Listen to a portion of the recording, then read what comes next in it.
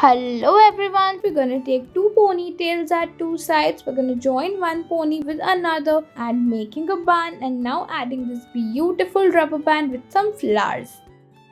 Next, we're gonna take some hair from one side, making one ponytail at the top and then folding it once. Then we're gonna just take some hair and then passing it through the braid. Then again and again, we're gonna repeat this step in total 3 times, then making one more braid, repeating the same with the other side as well, and then joining all the braids together at the back.